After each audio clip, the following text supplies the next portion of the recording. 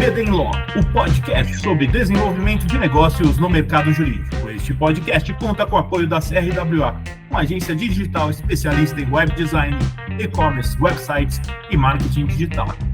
CRWA, há 14 anos entregando performance e resultados de comunicação. TKRA Contabilidade, a contabilidade certa para o crescimento da sua empresa.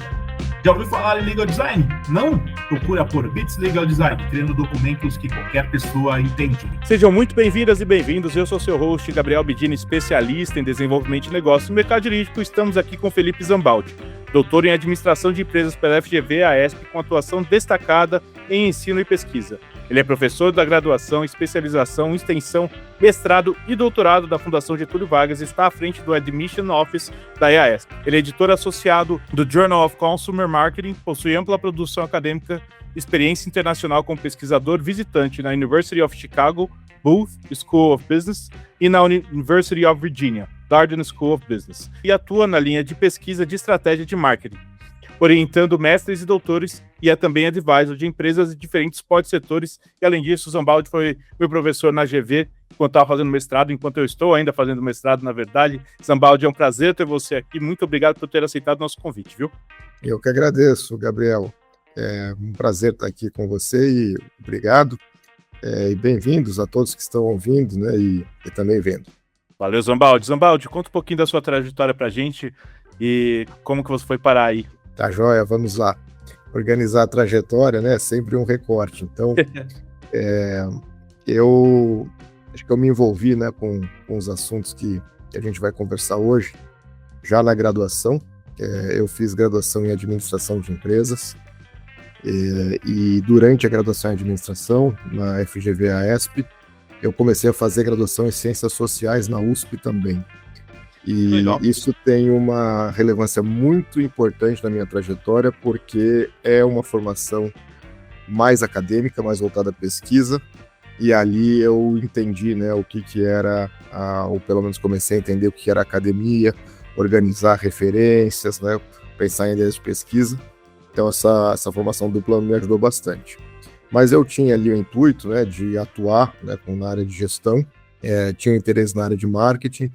Ali foi o momento que eu descobri também, né, muita gente descobre que marketing é uma área de gestão, né, comunicação é outra área, que podem, né, ser complementares, e aí eu acabei fazendo estágio na área de tecnologia, em empresas de telecomunicações, num momento muito interessante, no final dos anos 90, quando a telefonia móvel, né, começou a entrar no mercado, né, linhas telefônicas, mas ainda sem smartphones, né, no mercado de São Paulo.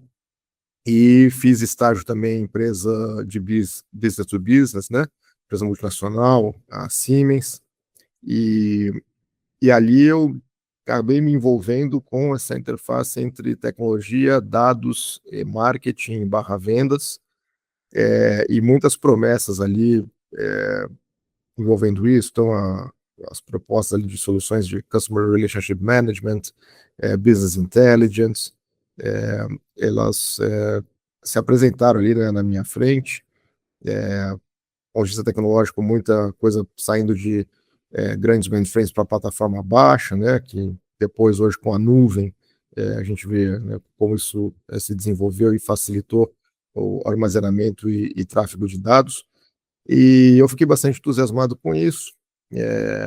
Eu fiz iniciação científica durante a graduação, né? Ganhei um prêmio com isso. Fui parar num congresso enorme, né? O maior do mundo de marketing direto, né? Nos Estados Unidos, a conferência DMA. E ali eu acabei arrumando um emprego, tá, para me formar, e fui trabalhar, né, numa área de CRM, né? Customer Relationship Management, com risco, né, dosando com gestão de risco na Credit Card, na empresa de cartões. Legal. E ali que eu me envolvi com modelagem preditiva, tanto de risco de adimplência quanto risco de abandono, né, do cartão, justamente porque era uma diretoria em que tinha que conciliar os objetivos mercadológicos, né, com os cuidados envolvendo o risco, já que é um produto de crédito. E ali eu notei, eu tinha uma grande expectativa, né, de que essas coisas fossem decolar, e decolaram mesmo, mas elas foram mais devagar, né, do que eu imaginava. Então, as empresas absorveram isso de maneira mais devagar, eu acho que por vários motivos, por cautela, por custo e talvez por não precisarem tanto naquele momento, porque elas ainda competiam, né, em bases menos, vamos dizer, data-driven, e aí eu, buscando uma profundidade maior, esperando que essas coisas acontecessem mais rápido, eu acabei me voltando para a academia. Fui fazer um doutorado ali em 2004 em administração, numa linha, né, chamada análise de dados e métodos quantitativos, né? Então, meu doutorado não foi na linha de marketing, embora ele tenha, né, um apelo de marketing, né? Eu olho o produto de crédito B2B dentro de uma abordagem mercadológica, né, e de risco, né? Então, isso tem um pouco aí da minha trajetória. E me voltei para a academia, e fui cuidando disso, né, de dar aula, fazer minha pesquisa, trabalhar com os meus artigos. Eu virei professor em algumas instituições, depois na FGV, no Departamento de Informática e Métodos Quantitativos, que hoje se chama Technology and Data Science, e só fui para o Departamento de Marketing em 2013, mas isso era um caminho natural, por conta de as minhas aplicações, né, em tecnologia e dados eram todas mercadológicas, né, mercadológicas e comerciais. Então eu acabei indo para o Departamento de Marketing, e ali, né, com as quatro patas dentro da academia, né, vamos dizer assim, eu acabei sendo chefe de departamento, vice-coordenador de graduação, né, estive 2 vezes como pesquisador visitante em instituições de ponta, né, como você mencionou, a Universidade de Chicago, onde eu aprendi bastante estatística aplicada à economia, na Universidade da Virgínia, onde eu aprendi bastante marketing mix com uso de dados, canais, preço, promoção, interação entre essas coisas, versões de produtos, né? Dados de auditoria de varejo. E então esse acabou sendo o meu pacote, né? Eu me reconheço como um pesquisador-professor que assessora organizações em situações específicas, dado esse conhecimento. E geralmente, né, esse caminho de assessoria acaba também casando com a academia, justamente porque costumam ser os meus alunos que estão em posição de decisão, que às vezes me chamam para trabalhar nesses projetos, né? Eu faço pouca prospecção, até porque tenho pouco tempo, né, para prospectar assessoria, acaba sendo um caminho natural aí, acho que 25% do meu tempo dedicado a isso, né? Mas eu confesso que a minha vocação mesmo é a pesquisa e ensinar.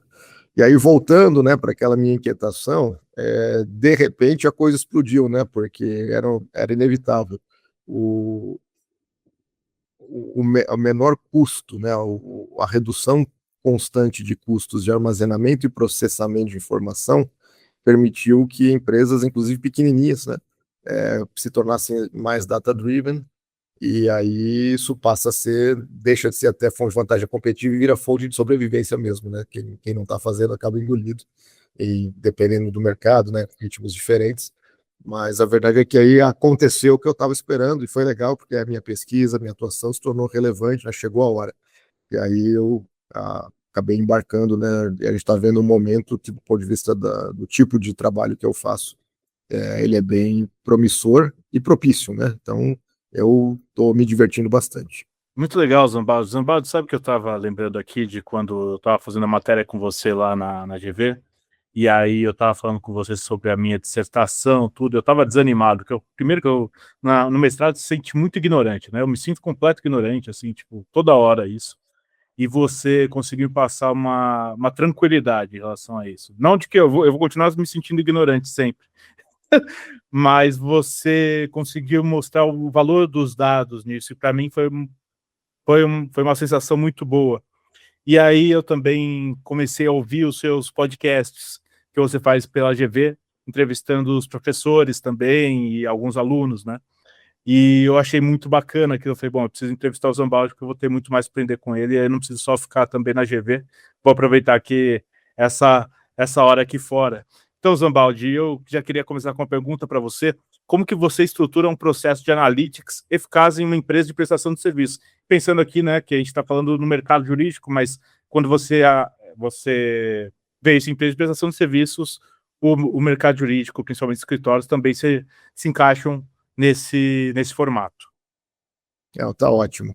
Então, aqui, até pegando carona na sua fala, qualquer coisa que eu disser aqui não é necessariamente uma resposta definitiva ou mesmo de autoridade, porque, do mesmo jeito que você falou, né, que se sente ignorante, esse, na verdade, é o princípio da academia, né? Você conhece o professor Delany, então aqui eu vou dar crédito para ele. O Delany falou uma mesma coisa para mim, que ela é incrível, né? E assim, é certeiro. Nós, né, que somos professores, então o processo de pesquisar, né, desenvolver conhecimento e transmitir, ele também é um processo de lidar com a ignorância. Não só das nossas contrapartes, né, os nossos alunos ou plateias, mas com a nossa própria.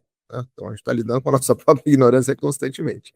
Então, voltando aqui para a questão, né, de estruturar o Process Analytics em empresas de serviços, a gente tem que pensar nas características dessas empresas, né? Então, os serviços, eles têm um grau de intangibilidade bem, bem saliente ali, né? Então, a percepção, né, do que resulta ali não é necessariamente objetiva, está muito vinculado à experiência, a importância que aquilo tem, né, para o contratante e a percepção de que deu certo ou não, mas se o processo, né, foi um processo bem conduzido por parte do fornecedor. E muitas vezes o cliente vai ser mais tolerante se ele perceber o processo bem conduzido, um processo honesto, um processo que comprometido, né, com o resultado. Ele vai ser mais tolerante ao resultado, né, ou ele pode até ter um resultado excelente, não necessariamente perceber o processo como bem conduzido. E aí tem algumas questões envolvendo o quanto é importante aquele serviço para o contratante, né, porque serviço também tem diversos níveis, né, de prioridade e relevância, e o grau da complexidade dele, né? Então, você fala do mercado jurídico, né? Que eu imagino que ele tem uma gama de serviços, alguns podem ser bem feijão com arroz, mas outros vão ser altamente complexos e envolvem bastante, né, a vulnerabilidade do contratante, isso tanto no B2C, né, quando envolvendo contratantes pessoas físicas e pessoas jurídicas, né? Então, o processo de analytics, no final das contas, né, para esse tipo de serviço, ele vai estar muito vinculado à identificação de necessidades e valores, né? E isso é muito difícil, porque você perguntar para o seu cliente, olha, quais são as suas necessidades, o que você precisa, não necessariamente ele tem isso claro para si, né? Consegue me transmitir. Então, por isso que a ideia do Customer Centricity, que é um conceito fundamental, você tem que começar a olhar para as coisas na ótica dele, né? Então, se você não consegue olhar para as coisas na ótica dele, não vai dar certo. E você tem que reconduzir rota, né? Uma rota ao longo de todo o processo, porque você vai naturalmente aprender mais interagindo, né, com esse cliente no longo prazo. E aí, não é uma questão de implementar métricas, porque eu poderia começar a falar um monte de métricas aqui, né? Então, você tem que ter isso, aquilo.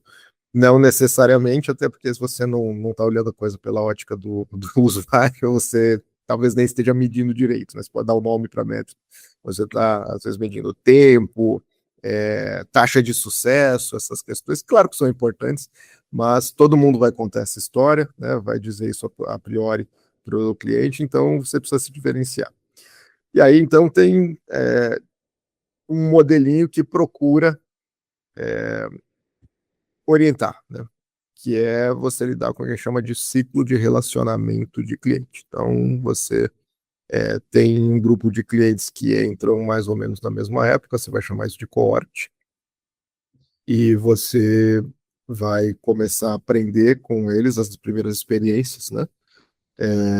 E essas primeiras experiências tem que permitir, você precisa monitorar analytics, que o relacionamento amadureça e esse cliente passe deixe de ser alguém que contratou uma transação de você, mas começa a contratar um pacote de você. É claro que em serviços B2B ou talvez em contratos, né, no meio jurídico, os contratos já são muitas vezes de longa distância, e envolvem, né, uma série de serviços, não só, isso já ajuda a ideia de relacionamento, mas a ideia é que você consiga, né, no processo de estar olhando para esse cliente, e aí tem processos como Customer Health, Customer Success, em que ele aumente o volume, né, de serviços contratados de você, porque ele pode ter outros fornecedores também, né, sejam jurídicos ou você é uma empresa de tecnologia, de implementação de sistema de saúde, enfim, diversos ramos, ele tem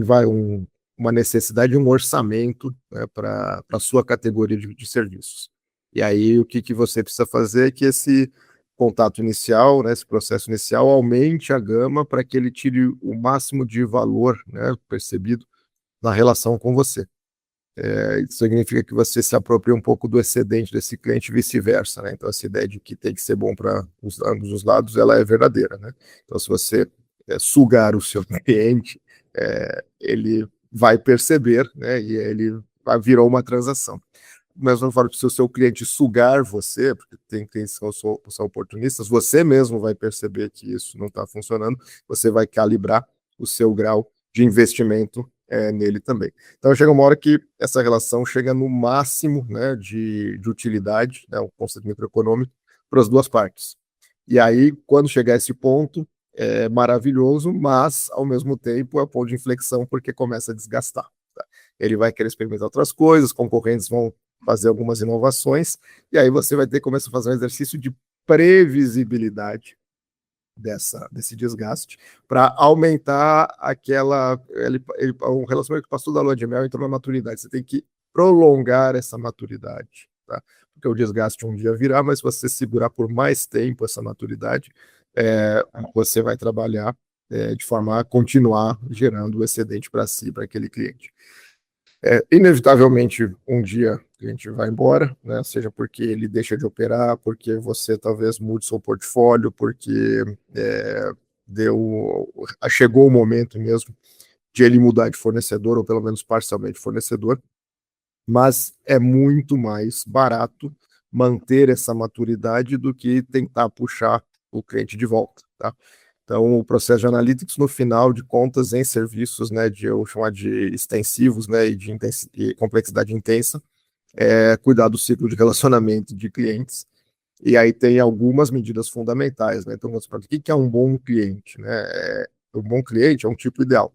É um cliente que compra de você, preferencialmente de você, todo o orçamento dele na sua categoria de serviços vai para você, ele faz boca a boca positiva a seu respeito, você consegue fazer upgrade, né, de ofertas com ele, né, mudar ele de patamar, e ele é um cliente que compartilha com você informações críticas para cocriação, para você melhorar o seu serviço, inclusive para outros clientes. Tá? Então tem um processo também, analista, chama clonagem de bons clientes. Se você encontra um cliente assim, você tenta atrair clientes para aquele mesmo perfil, seja demográfico, geográfico, de faturamento, né, porque você entende que faz sentido. E essa ideia da cocriação também não é você ligar para o cliente e falar: o que eu posso fazer aqui no serviço, né? Porque ele não pensa nisso, isso é problema seu. É ele compartilhar com você justamente as informações críticas que muitas vezes para eles são sensíveis, tá? Tem que ter um grau de confiança e relacionamento suficiente para que você tire, né, daqueles compartilhamentos o que o seu nível de serviço pode ser aprimorado, né, e quais são os riscos e desafios maiores que você tem. Você mede CLV, né, Customer Lifetime Value, de todos os clientes, porque o cliente tem que ser visto como um investimento, tá? Quando você investe numa capacitação, numa máquina, você espera retorno, né? Porque é dispêndio, então tem fluxo de caixa envolvido. Então, atrair cliente custa, servir cliente custa, investir em manutenção de cliente custa também. Então, sem o processo de analytics, sem identificar a saudade e sucesso, né, dessa relação, você pode estar investindo em quem não vale a pena. Para esticar essa maturidade de relação também tem que olhar o CLV. Não necessariamente todos os clientes têm que ser tratados da mesma forma. Tá? Ser customer-centric não é bajular cliente, né? O Peter Faden, que é a maior referência disso, fala bastante isso. Bajular cliente vai te levar à falência. Tá? Então, ser customer-centric... Bajular cliente é o quê? bajular cliente, vamos imaginar o seguinte, né?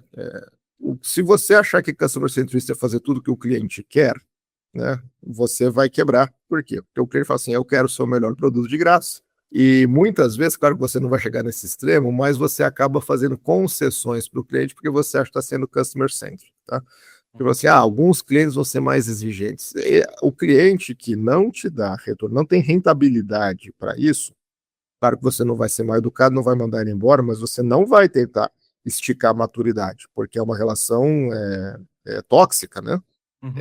O CLV dele é negativo. Você jogar isso, você mantiver a relação a longo prazo com alguém que te custa mais do que te traz retorno, você só está esticando uma situação de mau uso de dinheiro. É melhor pegar o recurso que você está gastando dele e investir no CDB, que vai dar mais negócio, né? Em última instância é isso. Só dá para ter negócio se do ponto de vista do retorno fizer sentido. Então muita gente pensa que o Customer Centricity é escutar o que o cliente está te pedindo, né? E fazer. Isso não é. E aí tem exemplos que confundem. Ele fala assim, Amazon entrega, você não gosta. Ele fala, pode ficar, eu vou estornar. A Amazon faz isso de forma calculada, tá? Ela não faz toda hora. Yeah.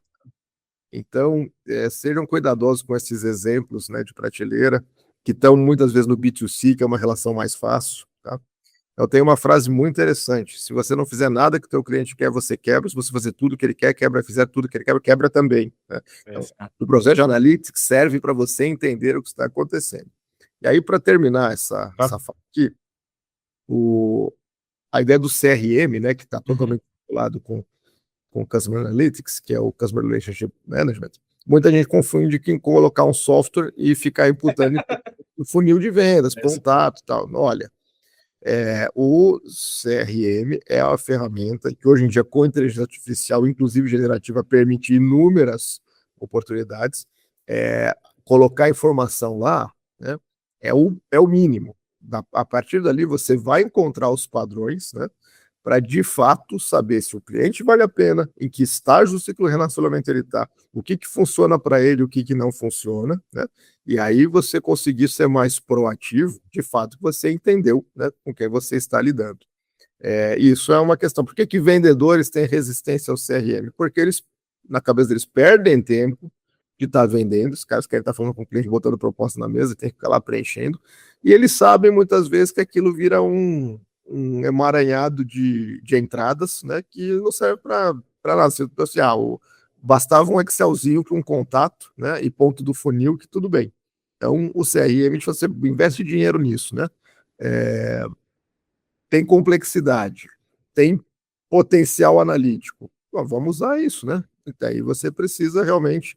Aí o que eu diria, né? Muitas empresas precisam ter gente com potencial analítico lá dentro. Esse negócio de contratar de fora é legal no início. Mas se você não incorporar como cultura, e Customer Centricity é isso também, tem um negócio chamado coordenação interfuncional. Eu tenho que olhar cliente, competidor e olhar para dentro, né? Se eu não tenho isso como um valor, eu vou virar só alguém que está preenchendo software e olhando umas tabelinhas bem, né, incipientes. E aí eu sei que eu estou emendando uma coisa na outra, mas o fluxo de raciocínio, né? Claro, pode tranquilo.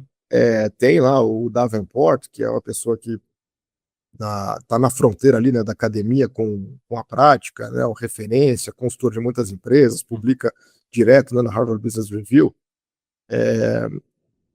É um sujeito que diz o seguinte: projetos de analytics falham, não é porque você não comprou a tecnologia certa, não é porque você contratou bons cientistas de dados, que às vezes você contratou, é porque você deixou lá o departamento de analytics. O departamento de analytics não pode ser extensão, não pode ser apêndice, né? Esses caras têm que trabalhar dentro, né, das áreas comercial e de marketing, junto, conversando, né? Num grande escritório de direito, com os advogados, né? Mostrando para eles aqui, me explica um pouco aí do que você faz, o que seu cliente te diz, etc. Vamos olhar aqui o que a gente pode fazer. Bom, aí você começa a olhar as métricas, e aí as métricas passam a fazer sentido. Então é uma questão de cultura, né? Eu resumiria, né, ao final da resposta, assim, você incorpora isso como cultura, né? E aí, claro, cada organização vai ter a sua trajetória. Professor, eu acabo chamando de professor porque não tem muito jeito, você é meu professor mesmo, e vai ser sempre, viu, Zambaldi? E eu queria saber, na sua visão, quais indicadores são indispensáveis para avaliar a performance comercial operacional do serviço? Eu sei que tem alguns que você falou, olha, não, depende, né? Não tem como você falar assim. Mas para quem está entrando agora, quais alguns que eles não podem deixar de olhar? Principalmente para quem está estruturando agora a área, que é muito comum no direito, né? No direito, só para você ter uma ideia, né, Zambaldi, contextualizando um pouco também, alguns escritórios estão com CRM, a maioria, sim, é um lugar para colocar dados, os advogados ficam bravos de ter que alimentar um negócio desse, porque quem faz isso muitas vezes são os advogados, quando estão fazendo, se estão fazendo, são pouquíssimos escritórios que têm, e ainda está num estágio muito inicial do CRM, estou entendendo o que é o CRM agora, e olhe lá. Então é só para ter essa noção. Tá, joia. Então, indicadores fundamentais em qualquer mercado, tá? B2C, B2B, serviços. Tá. Custo de aquisição de cliente, fundamental. Taxa de conversão, fundamental. Eu imagino que hoje todas as organizações estejam envolvidas em social media e esse tipo de ambiente, então, alcance, impressões, click-through rates, né? Custo por clique. Tá? Aí, olhando para o cliente, né, como ciclo de relacionamento, sem dúvida, valor vitalício de cliente, né, Customer Lifetime Value, churn, né, que é a sua taxa de retenção, o oposto à taxa de retenção, né, a taxa de abandono, e aí retenção é consequência. O Customer Health, que na verdade é um agregado, né, de indicadores envolvendo retenção, lifetime value. Então, o quão saudável é o seu relacionamento com aquele cliente, aí você vai trabalhar no Customer Health com alguns pesos específicos que fazem no seu mercado. Customer Success, que você vai ter que medir muitas vezes perguntando para o cliente, mas as pessoas respondem cada vez menos. Então, você vai ter que começar a olhar, né, se ele volta, se ele teve um resultado esperado, se o ciclo, né, de ação dele foi encurtado porque você ajudou, tá?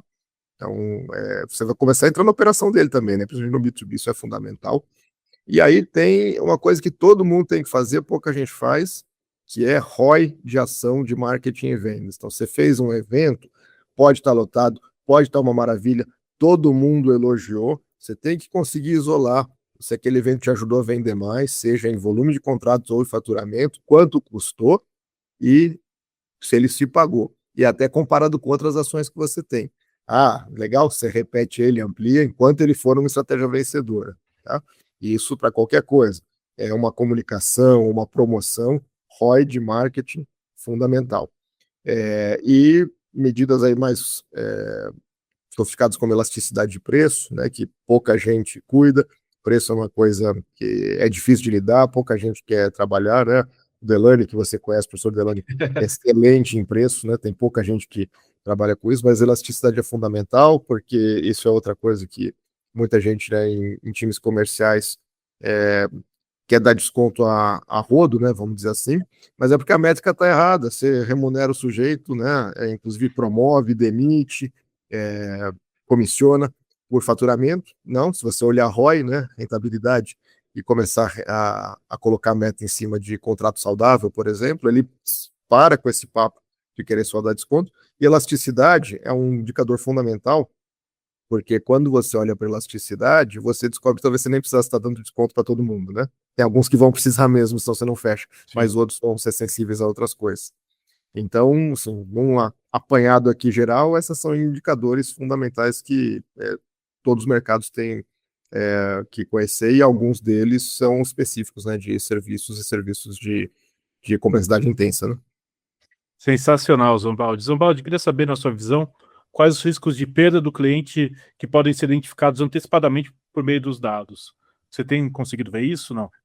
Tem, inclusive eu tenho, né, alguns clientes que aprendem da forma mais dolorosa possível.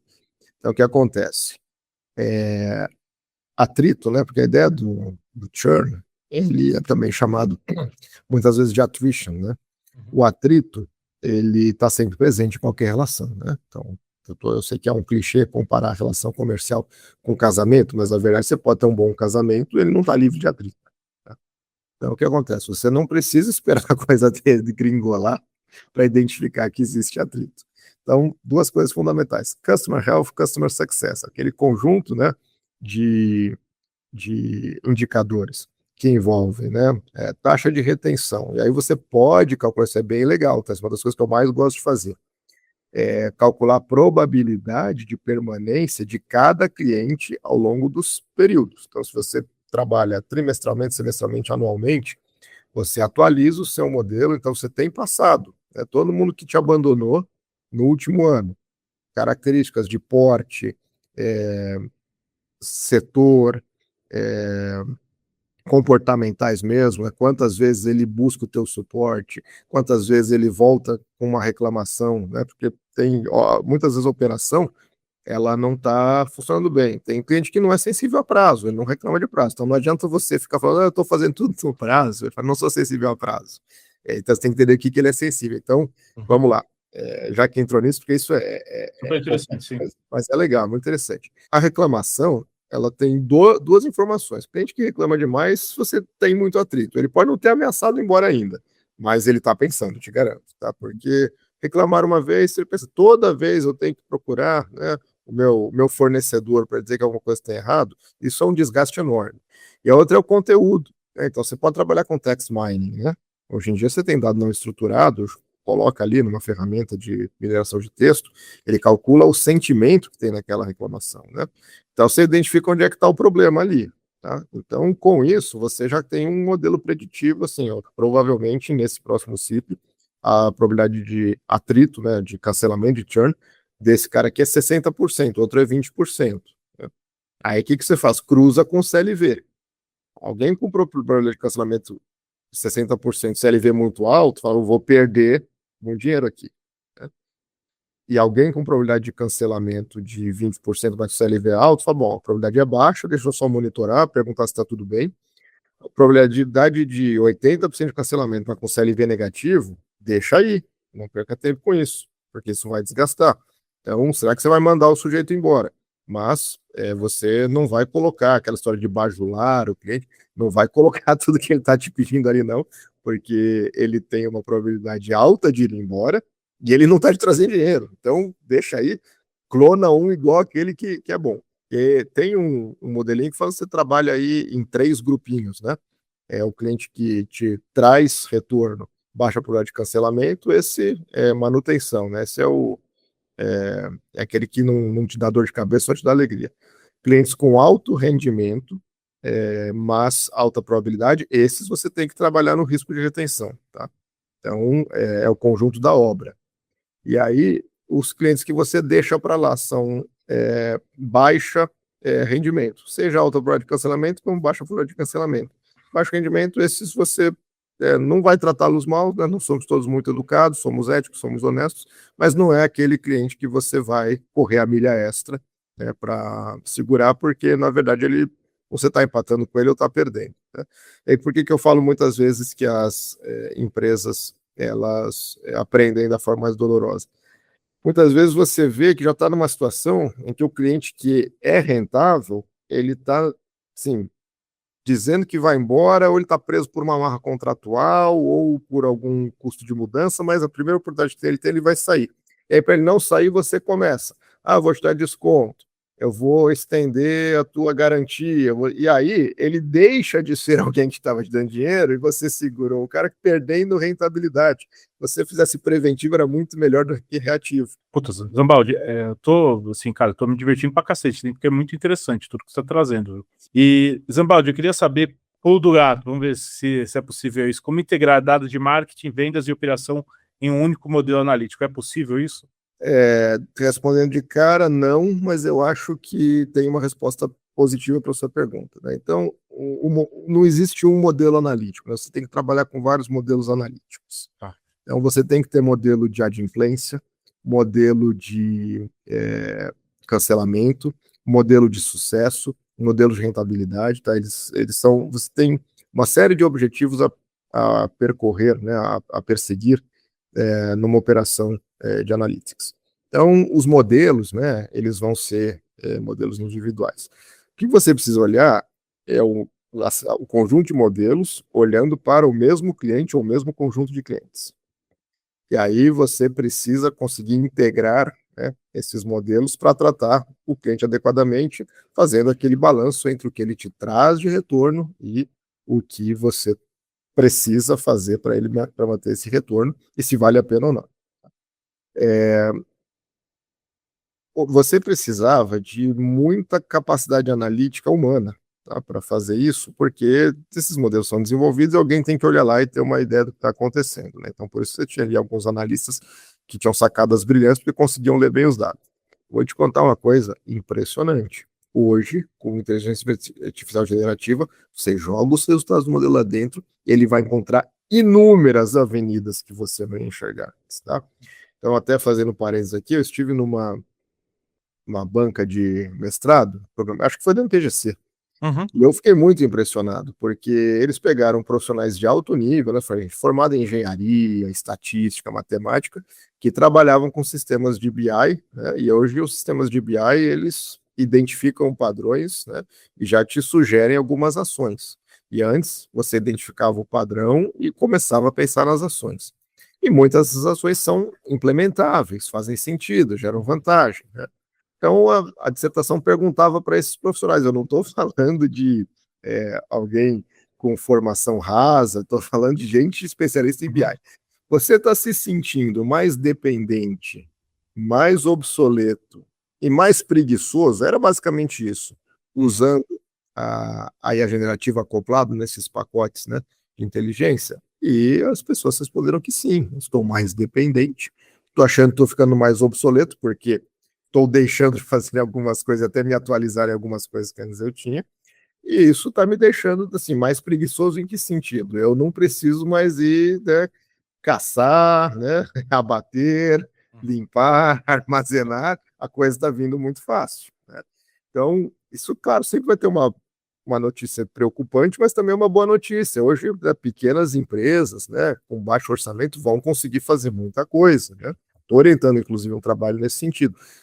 Capacidades dinâmicas em pequenas e médias empresas geradas pelo uso de IA generativa, né? Um aluno que atua na Microsoft.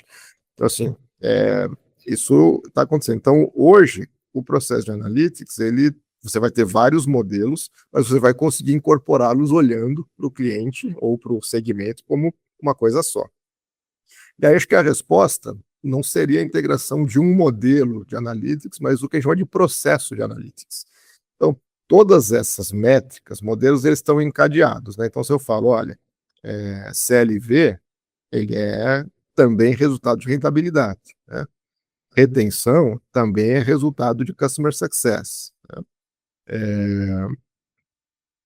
Então, eu posso chamar isso de processo e pensar quais métricas, né? O Leandro é muito bom nisso, né? O Leandro, que é essencial para vocês também. Como é que você constrói métricas básicas, métricas intermediárias e métricas ao final da linha, né? E você consegue medir uma correlação entre elas. Então, não é que você vai ter um modelo analítico, mas você vai ter um processo, né, que foi chamado ali na década de 90, 2000 de Balance Scorecard, que é um cockpitzinho lá que você fica olhando se está tudo encadeado, e deve estar, e onde é que está o problema. Aqui não está muito boa a minha retenção. Deixa eu voltar lá para trás, né? No meio do caminho tem o NPS. Legal. O NPS está dizendo que eu tenho uma quantidade de detratores que não é muito saudável. Deixa eu ver se esses detratores são aqueles que estão me abandonando. Legal. Mas nem todo mundo responde NPS. Tudo bem, faz por amostragem, né? Você consegue identificar um padrão. O NPS, ele pergunta, né, para o sujeito. Por quê você respondeu isso? As pessoas têm preguiça, né? A não ser que a gente realmente tem algo a dizer, ou gosta muito de você, ou está muito chateado com você. Minoria apaixonada, que a gente chama, né? Viés de autoseleção. Mas, assim, a Bain, né, que é o berço ali do NPS, veio na minha aula de pesquisa de mercado e falou assim, pega lá um NPS, um detrator, um não detrator, proporcionaliza, liga para o sujeito. Se ele atender, às vezes não atende, mas às vezes atende. Você deu uma nota baixa aqui, o que foi, né? A pessoa te conta. Beleza, você tem texto ali, né, dado mais estruturado para fazer text mining. Aí você aprendeu. Então, não é um modelo de analytics, mas é um processo que junta tudo. Mais uma vez, se isso já foi incorporado na cultura, dentro das áreas de marketing comercial e operações, porque falou em operação, e o POMS, né, que é um periódico super relevante de Operations Management, né? Products and Operations Management, é o nome do periódico, está com uma chamada especial aí, dizendo, integra aí questões fundamentais de inteligência artificial entre operações e marketing. Por quê? Porque sabem que a operação é fundamental. Cadeia de valor, né, cadeia de suprimentos, isso vai desembocar ali, né, no pós-venda, evidentemente. Então, monta ali um sistema de indicadores, vários modelinhos, e olha para eles juntos. E olha, hoje você tem um agente para resolver isso, para olhar isso para você e te contar um monte de coisa que está acontecendo, você não conseguiria sozinho, né? Então, quando eu lembro, né, como eram as coisas no final dos anos 90, que eu estava me formando, eu falei, bom, chegou a hora, finalmente aconteceu, né? Não tem como não estar adiante nesse sentido. Eu adoro, Zambaldi, sabe que hoje eu trabalho muito, acabo fazendo muito pesquisa, né, no trabalho, tudo, então para mim é tudo entrevista, transcrição de entrevista, organização dos dados, cruzamento de dados, cara. Isso já traz muita, pergunta assim, você traz assim, é ouro puro, cara. É sensacional. Zambaldi, eu queria agradecer aqui a sua presença no BD in Law, por ter compartilhado a sua experiência com a gente. Eu queria saber se você tem o contato para deixar o pessoal que quiser conversar com você, conhecer mais sobre o seu trabalho, o espaço é seu, por favor. Opa, Gabriel, eu que agradeço, né? Sempre é um prazer conversar. Eu acabo me divertindo sempre bem mais do que eu achava. Obrigado aí por abrir o espaço, né? As perguntas acho que muito provocadoras, também muito bem colocadas.